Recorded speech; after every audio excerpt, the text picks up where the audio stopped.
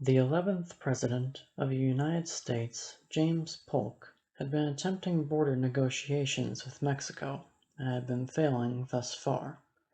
After attempting to manipulate the Minister of Mexico, he sent in William Parrott, the Secretary of Legations, who tried to resolve the issue. However, William Parrott already had some bad experiences with the Mexican government that Polk already knew about, and so the negotiations were already set to fall through. This would not be the end, as Polk had a colonel stationed over in Mexican territory, where the border was being disputed. Colonel Zachary Taylor, a decorated individual, had been given orders to march to the Rio Grande and occupy the area.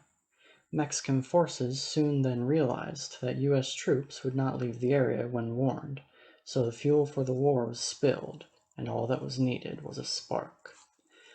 Polk had already begun writing a declaration of war months earlier, when on May 8, 1846, Zachary Taylor's army was attacked in what would become known as the Thornton Affair. 11 to 12 dead Americans and over 50 captured became Polk's excuse to start the war.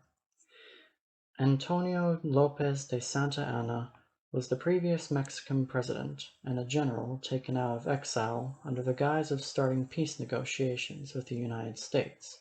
However, once back in Mexico, he led the Mexican army to war in what would be the beginning of Mexico's defeat. The Mexican army was already at a disadvantage, though, because their weapons at this point in time were obsolete compared to United States weaponry.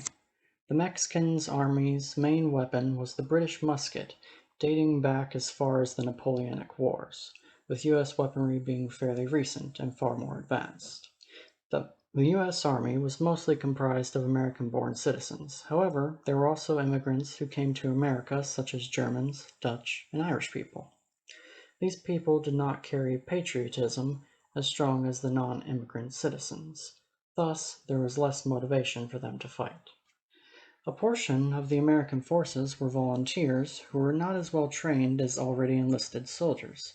These volunteers had attacked Mexican civilians, along with robbing, murdering, and occupying their homes, with the volunteers' enlistment ending before the capture of Mexico City. Soon came the Battle of Palo Alto. This became Colonel Taylor's start towards becoming general, then the 12th President of the United States. The battle showed the obsolete Mexican military losing out to American artillery, giving rise to U.S. victory and crushing the opposition's morale. After many small skirmishes ending in U.S. victories, a major siege began on March 9th through the 29th, 1847, attacking the Mexican seaport of what is known as Veracruz. This battle would allow troops to move inland to Mexico City, but it required a navy.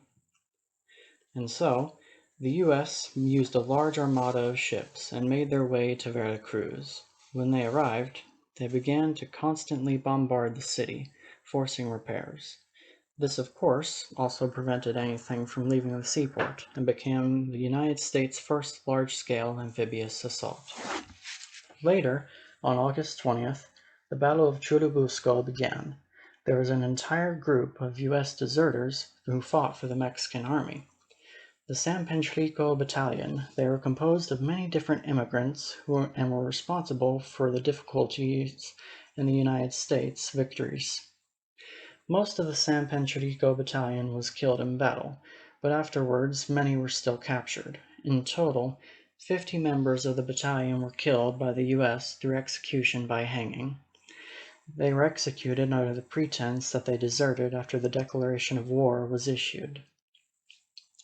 Many years after the war, a century and 12 years to be exact, a plaque was dedicated to the memory of the battalion's soldiers in Mexico City.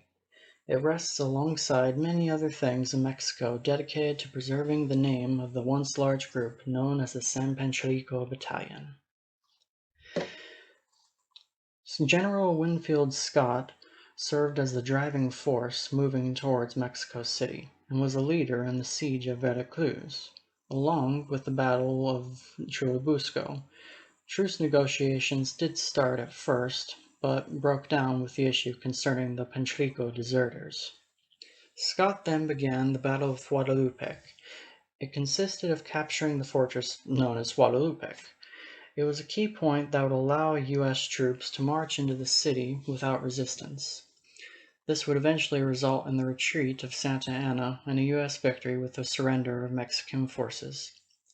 Nicholas Trist, Secretary of State James Buchanan's chief clerk, was sent to negotiate a treaty with the Mexican government. However, he had some issues due to getting on bad terms with Winfield Scott. Eventually, though, they resolved their differences, but it wasn't over just yet. Before the treaty could be done, Polk had frustratingly ordered Trist to return to the U.S. and for Scott to continue the war effort against Mexico. But both Scott and Trist ignored those orders, and the Treaty of Guadalupe Hidalgo was signed on February 2, 1848.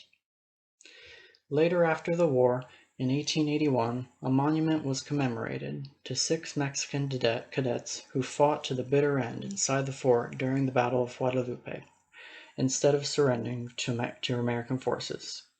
This now serves as a sign of patriotism in Mexico. And in 1851, the United States dug what was to be the first of many national cemeteries in the coming years. It was established in Mexico City and served as the first abroad gravesite for Americans in the Mexican-American War, serving as a model for future national cemeteries.